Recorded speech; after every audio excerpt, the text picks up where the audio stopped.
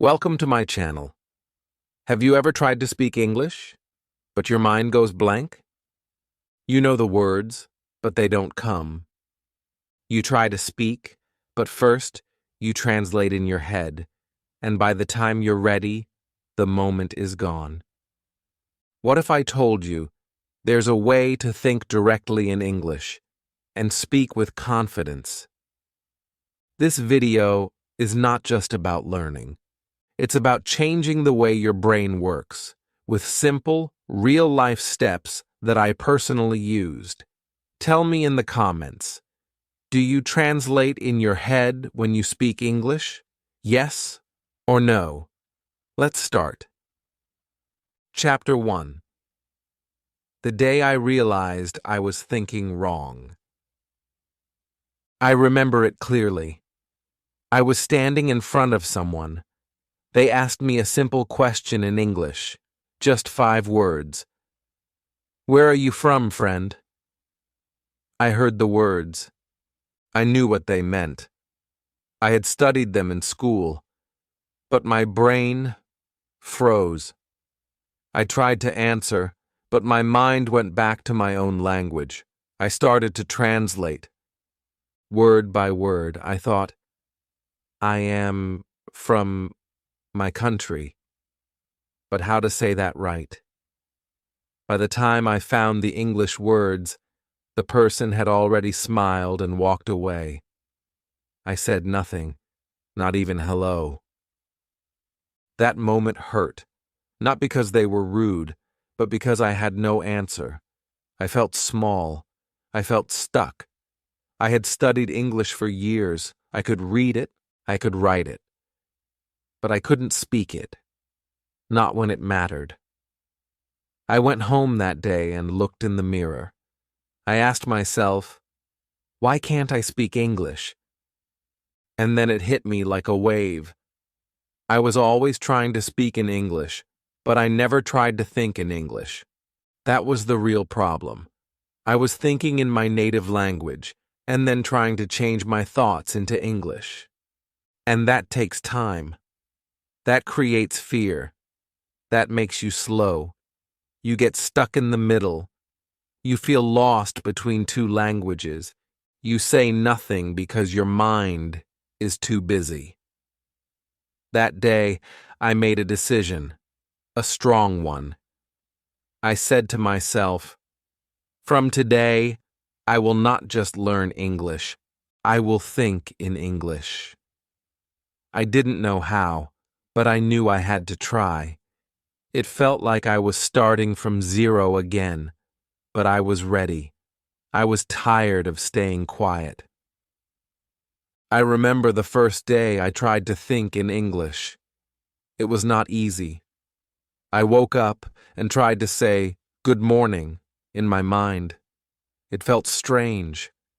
My brain wanted to say it in my own language, but I stopped it. I forced myself to think in English. Just 2 words. Good morning. I said it in my head again and again. That was my first success. Then I looked around my room.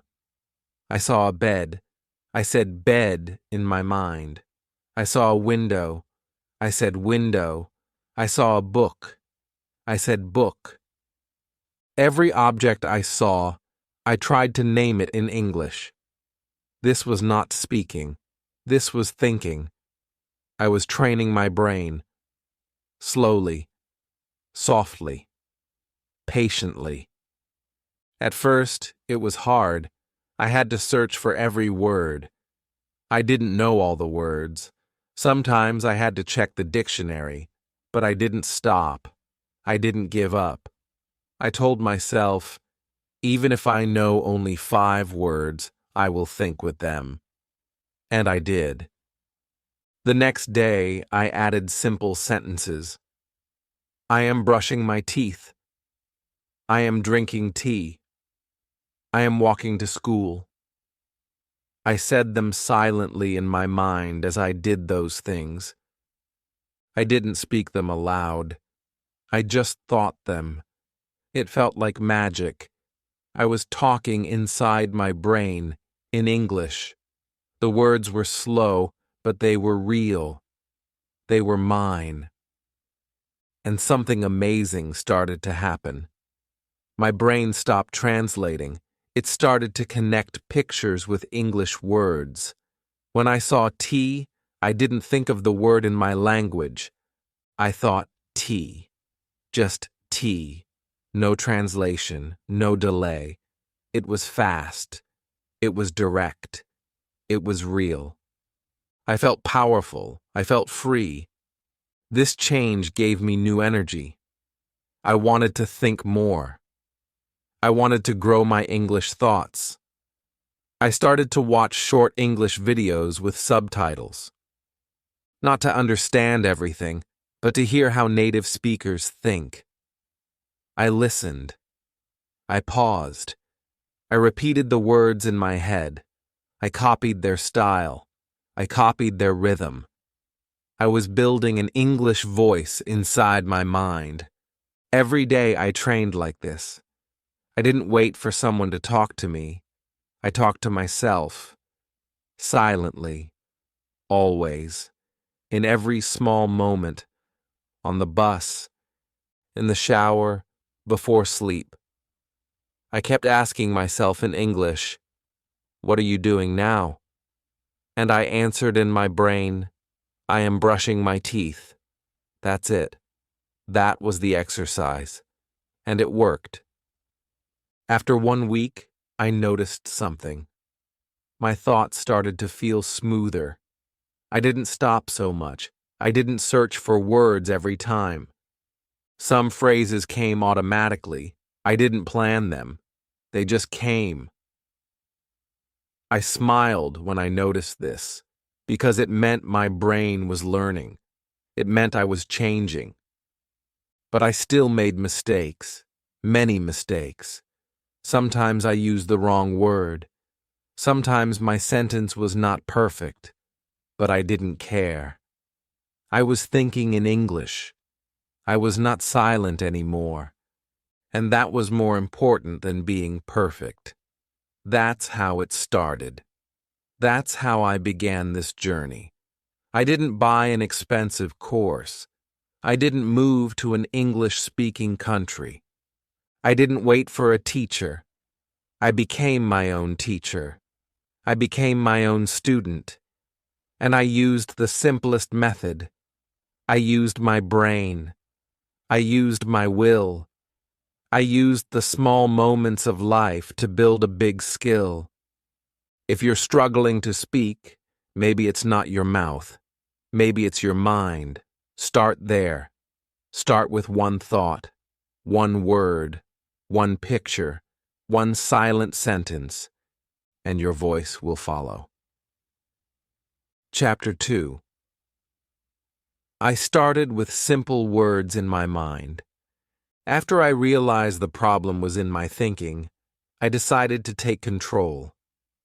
I didn't wait for big lessons. I didn't wait for a classroom. I looked around me. I said, "Let me begin with what I have." I had my eyes. I had my mind, and I had the world around me. That was enough. So I started small, very small. I looked at the things around me and said the words in my head. Table, chair wall, fan, door, book, pen. I did not make long sentences. Just one word at a time. Simple words, easy words. The kind of words a child learns first. But to me, they were powerful. They were the beginning of something new. I remember walking into my kitchen. I looked at a cup. I thought, cup. I looked at the spoon. I thought, spoon. I saw the fridge. I said, fridge. One object. One word. It felt too easy, but it wasn't. Because for the first time, I wasn't thinking in my language. I wasn't translating. I was speaking to myself in English. Inside my head. At first, it felt strange. My mind wanted to go back to my native language, but I stopped it. I said, "No. This is English time." I made a promise to myself. Every morning for 10 minutes, I would think only in English. And I did. Every day. No matter how busy I was. I gave 10 minutes to English thoughts. Some days were harder. Some words didn't come. I looked at a plant and forgot how to say leaf. I looked at my pillow and forgot the word. But I didn't stop. I wrote down the word when I found it. I learned it. Then I used it again and again. The next time I saw the leaf, I thought, leaf. No mistake. That's how you grow. Not by trying to remember everything, but by using the things you see every day. The things around you are your teacher. Your home becomes your school. Your eyes become your books. And your brain becomes your classroom. I also started to talk about what I was doing, but again, only in my mind. If I was walking, I thought, I am walking. If I was eating, I thought, I am eating. When I brushed my teeth, I said, I am brushing my teeth. These were not just words, these were thoughts in motion. I was thinking and doing at the same time. That made it real. And slowly, I started to build my own dictionary, not the one in the book, my own living dictionary. I knew what light meant because I turned it on every day. I knew what window was because I opened it. I knew plate, fork, glass because I used them. And every time I used them, I thought the English word in my head. I also used pictures. I printed small images of things. I wrote the English word under each one. I put them on my wall, on my door, on my mirror. Every time I saw them, I repeated the word in my mind. Repetition is the mother of memory, and thinking is the father of speaking. The best part? I could do all of this alone. I didn't need anyone. I didn't feel shy. I didn't fear mistakes because the conversation was inside me. It was safe. It was private. But it was powerful.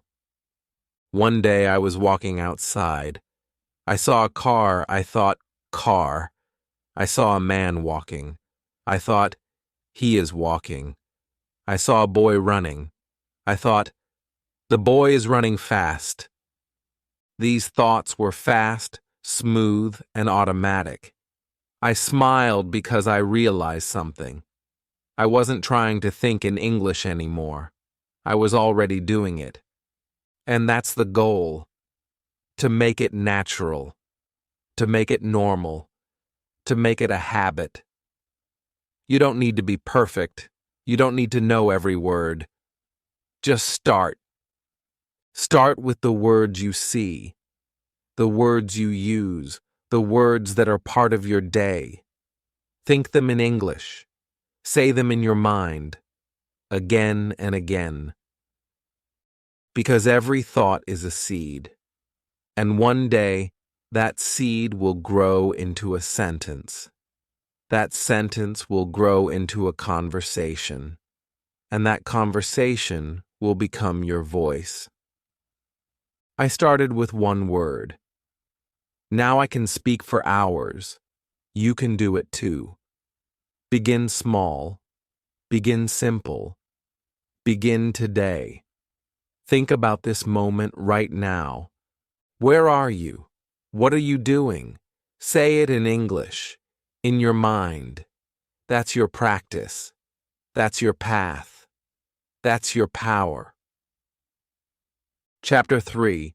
Thinking in Pictures, Not Words. One day I was sitting in my room. I was trying to think in English. I saw a tree outside the window. I thought, tree. Then my mind quickly translated it into my native language, and I paused. I asked myself, why am I doing this? Why do I go back to my language every time? Then I realized something powerful. I was still connecting the English word to my native word. I was not connecting the English word to the object. My brain was still using the old path. That's when I understood. I had to think in pictures, not in translations. Let me explain. When a baby learns their first language, they don't translate. They don't think, this is a cat in another language. They just see a cat, hear the sound, cat, and remember it. The word connects directly to the image, not to another word, just to the picture. That's how I needed to learn too. So I tried something new. I looked at my cup. I said, cup. I did not think of the word in my language. I only looked at the cup and repeated the sound cup. I tried to feel the sound. I looked at it. I held it. I said cup, again and again. I made the connection strong, not between two languages, but between the object and the English word. This was different. This was deep. This was real thinking. I started doing this every day. I picked 5 things in my house. I looked at each one. I said the word in English, not out loud, but in my mind. I closed my eyes and pictured the item. I tried to see it clearly in my imagination. Then I said the English word again: tree, spoon, bag, shirt, phone. The more I did this, the stronger the connection became. Then I moved to actions. I watched short English cartoons and focused only on the verbs. When someone walked, I thought, walk. When they laughed, I thought, laugh. When they cried, I thought, cry.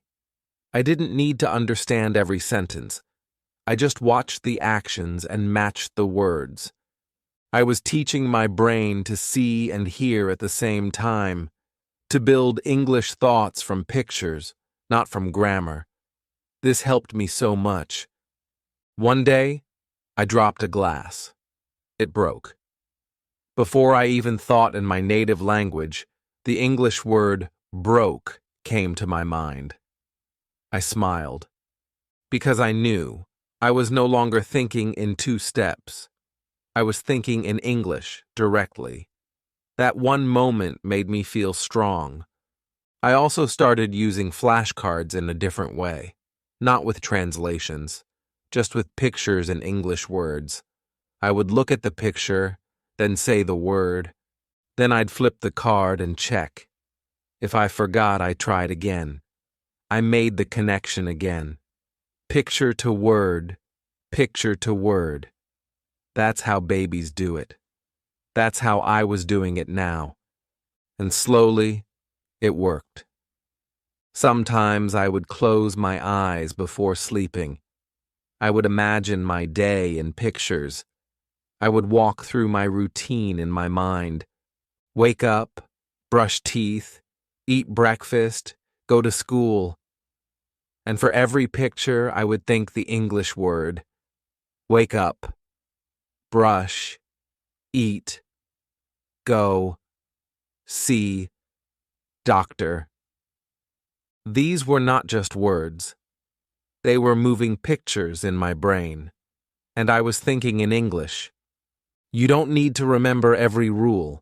You don't need big vocabulary lists. You just need eyes, ears, and attention. If you train your brain to connect English words with what you see and feel, you will stop translating. You will start thinking like a native speaker. And then, you will speak like one. You won't say, "What is the word for this again?" You'll already know, because your brain will have the picture, and the word will follow. This is a quiet method, but it is powerful. Use your environment. Use your imagination. Use the things you love. If you love cooking, think about the food you use. Onion, knife, boil, fry mix. If you love drawing, think about the tools: pencil, paper, color, line. Whatever you do, think in pictures. Then name those pictures in English, over and over again. You'll stop asking, "What is this in English?" Instead, you'll just know. That's the goal. That's the magic of thinking in pictures, not words. Chapter 4. I spoke silently. Before I spoke out loud. Before I spoke English with my mouth, I spoke it with my mind. This was my secret. No one saw it. No one heard it. But it was happening every day, every hour inside me. I used to think, to speak English, I must open my mouth. But I was wrong. Speaking begins much earlier.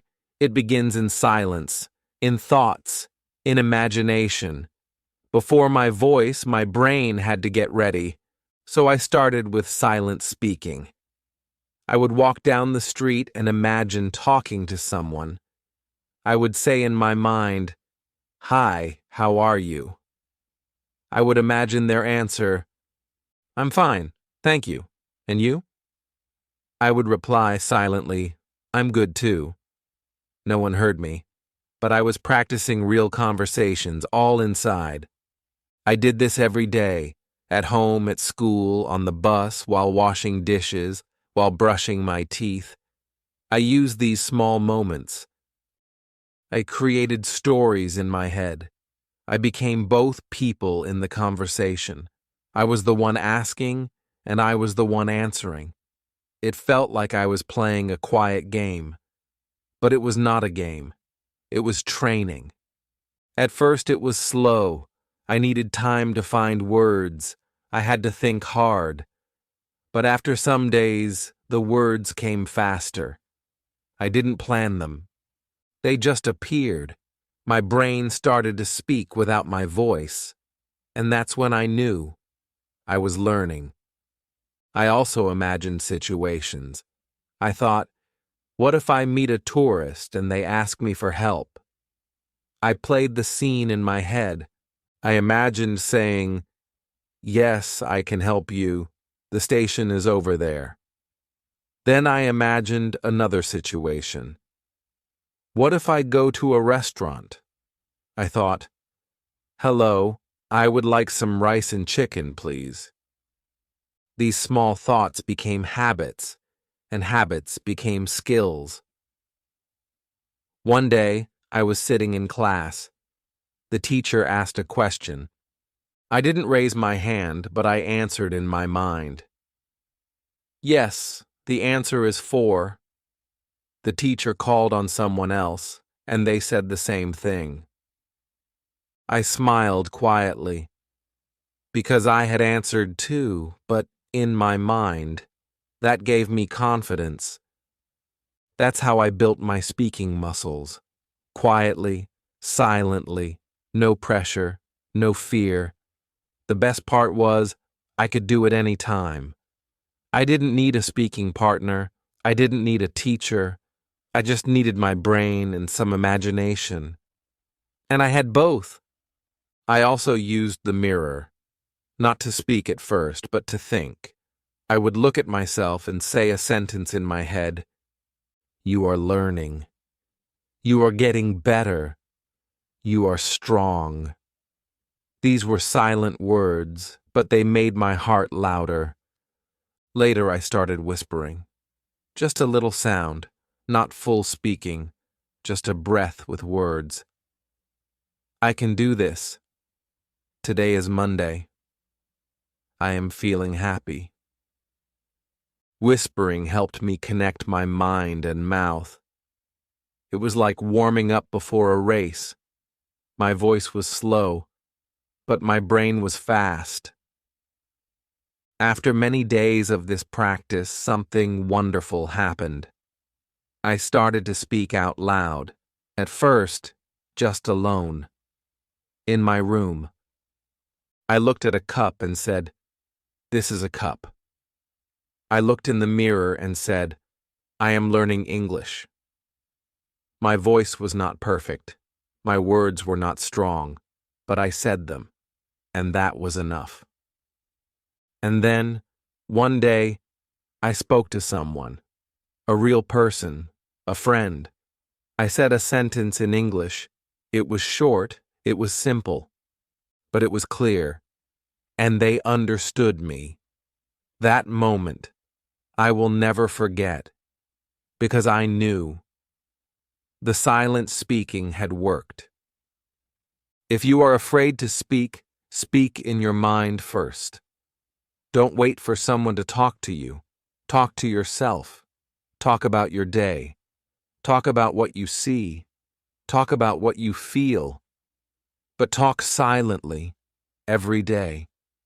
Your thoughts become your words become your sentences, and your sentences become your voice. You don't need a big classroom. You don't need a teacher every time. You are your best teacher. Your brain is your practice room. Use it. Start now. What are you doing? Say it in your mind. What will you eat? Say it in English. What do you want? Say it with silent words, because one day those quiet thoughts will become loud and clear. They will become your voice, and the world will hear you.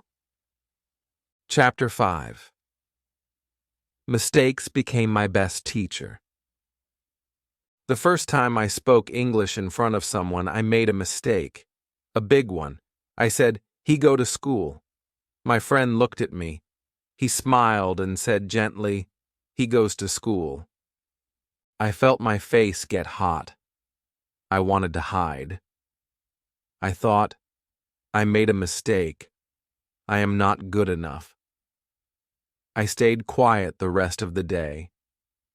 But that night, I could not stop thinking about it. One small word, goes, had made me feel so weak. But then, slowly, I had a new thought. That mistake helped me remember the correct sentence forever. From that day on, I never said, "he go." I always said, "he goes." That mistake became my teacher. And I realized something important. Mistakes are not the end. They are the beginning. Every mistake I made helped me grow. Every wrong sentence helped me build a better one next time. Mistakes stopped being scary. They became useful. When you learn a new language, you will make many mistakes. You will say things that sound strange. You will forget words. You will use the wrong tense. You might mix up is and are. That's normal. That's part of learning. That's how our brain fixes its errors. Not through fear, but through experience. I started collecting my mistakes, not on paper, in my mind. I remembered the times I said something wrong and someone corrected me. I didn't get angry. I said, "Thank you," because they helped me. Every correction was a gift. Every awkward moment was a lesson. I welcomed it. One time I was ordering food. I wanted 2 pieces of bread. I said, "I want 2 breads." The man smiled kindly and said, "2 slices of bread." I felt shy, but I smiled back. I said, "Thank you." And guess what? From that moment, I never forgot the word slice. When you're learning to speak, your fear is not about words. Your fear is about mistakes. You worry people will laugh. You worry they will judge you. You worry you will sound foolish. But here is the truth. People don't laugh at effort. People respect effort. They help you. They support you. And if someone does laugh, that's their mistake, not yours. I gave myself permission to be wrong, to be imperfect. I said, "It's okay to make 5 mistakes today." And I did. Sometimes 10. But with each mistake, I learned something new. I even started writing down funny mistakes I made, like when I wanted to say I am full, but I said I am fool. We laughed. It was funny, but I never made that mistake again. Learning English is not about being perfect. It's about being brave.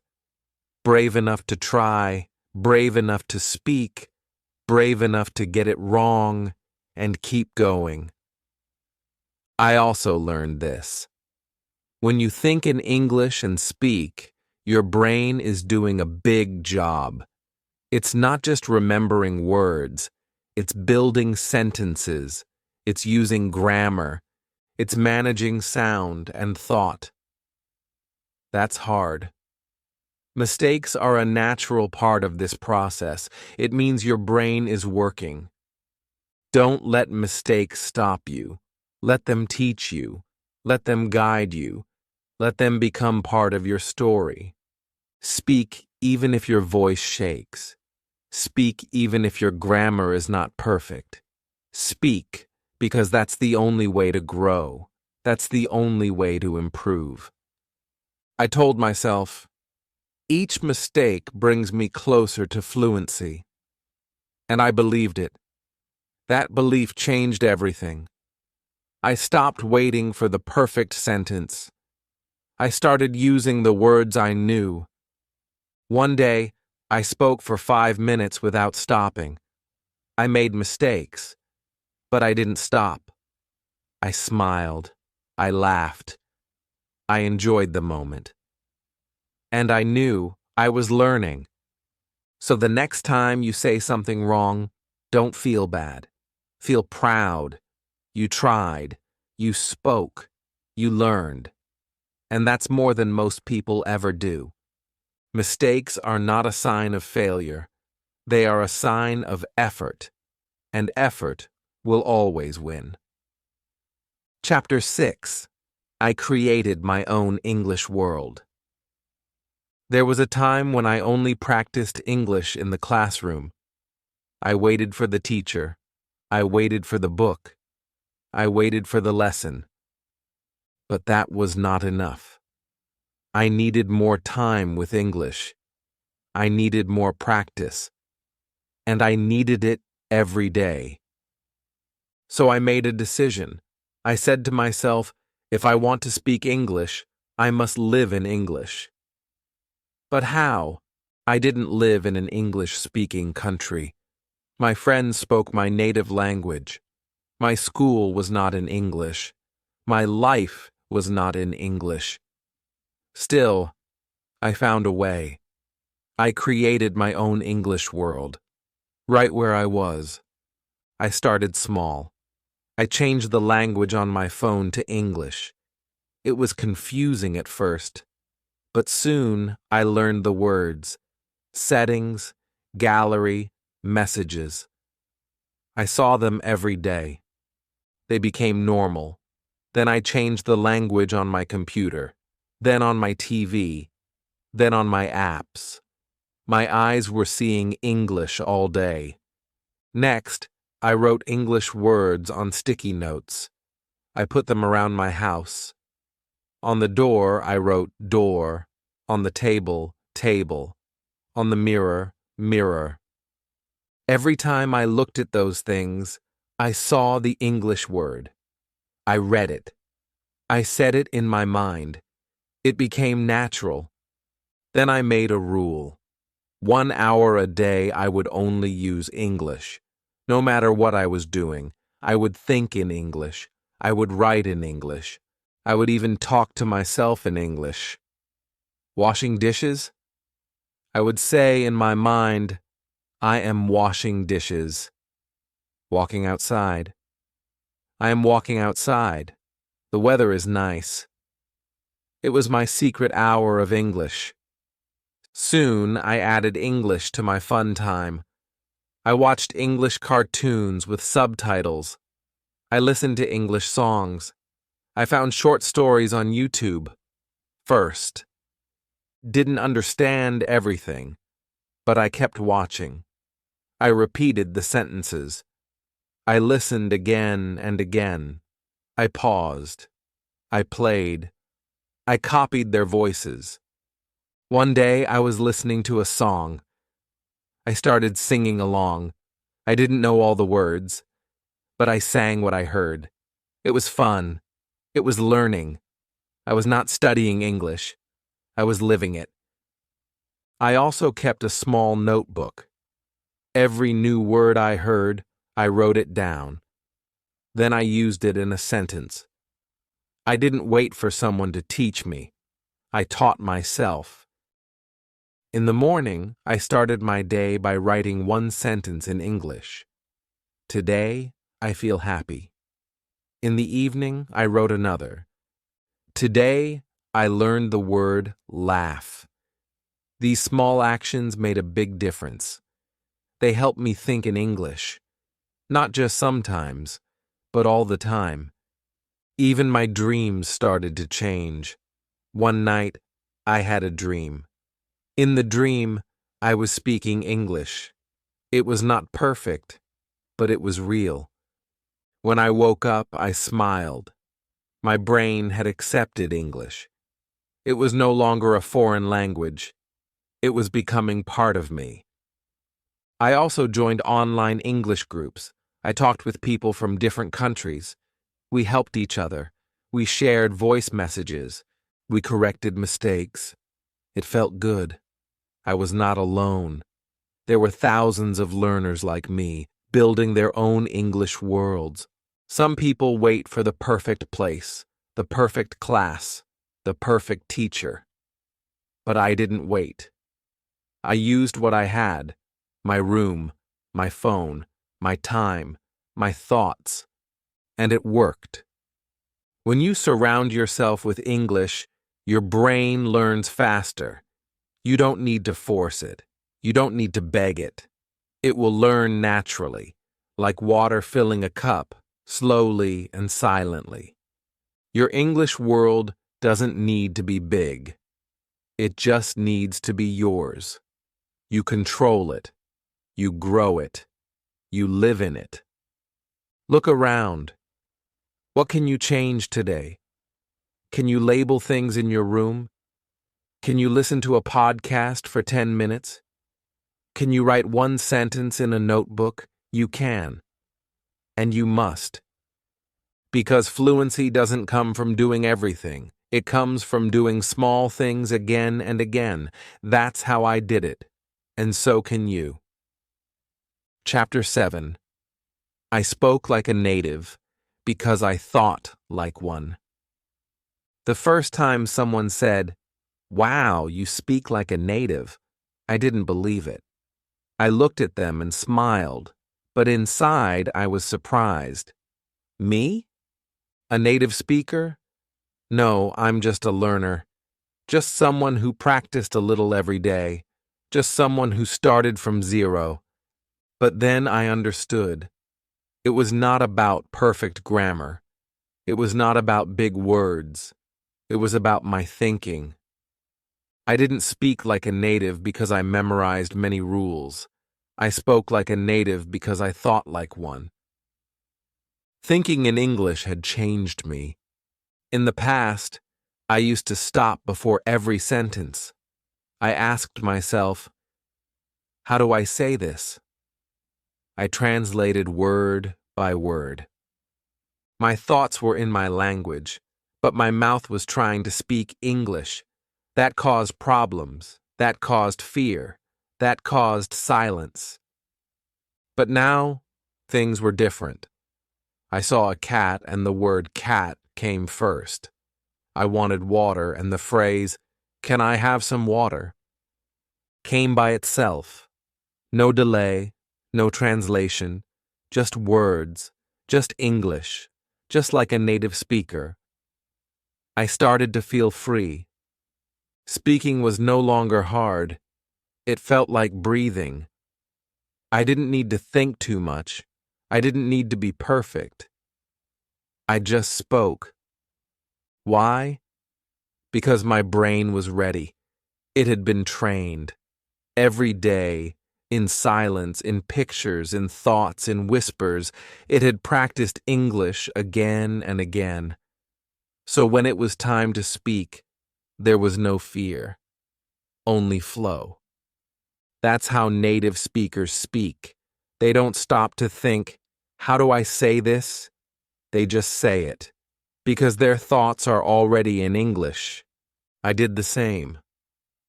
I reached that point through practice, through small steps, through daily habits. And that is the secret. You don't need to be born in the UK or USA. You don't need to live abroad. You need one thing, English thoughts. If you think in English, the words will follow. If you train your mind, your mouth will be ready. People started asking me, how did you become so fluent? I told them the truth. I didn't do anything special. I just created English inside my head. I used pictures. I used real-life words. I made mistakes. I spoke to myself. I built an English world around me. And slowly, it became my second home. Now I don't wait for the right word. It comes to me. Now I don't fear speaking. I enjoy it. Now I don't translate. I connect. That is fluency. Not speed, not perfection, not accent. Fluency is freedom. Freedom to think. Freedom to express. Freedom to be understood. If you want this too, start today. Don't wait for more grammar. Don't wait for more vocabulary. Begin where you are. Begin with one sentence. Think it, feel it, say it, then do it again tomorrow, then the next day. Your brain is your best tool. It's ready. But it needs your help. It needs your belief. It needs your effort. I was just like you, scared, silent, stuck, but I changed. And if I can do it, so can you. One thought at a time. If this journey feels like your journey, if you translate before speaking, if you want your brain to think in English automatically, then start now. Start small, but start. You don't need perfect grammar. You don't need a native teacher. You need practice. You need belief. You need consistency. So tell me in the comments, do you think in English or translate first? I read every comment and I replied too. If this video helped you, please like, subscribe to my channel, and share it with someone who needs to hear this today. Let's keep learning together. Let's keep speaking together. Let's keep thinking in English together.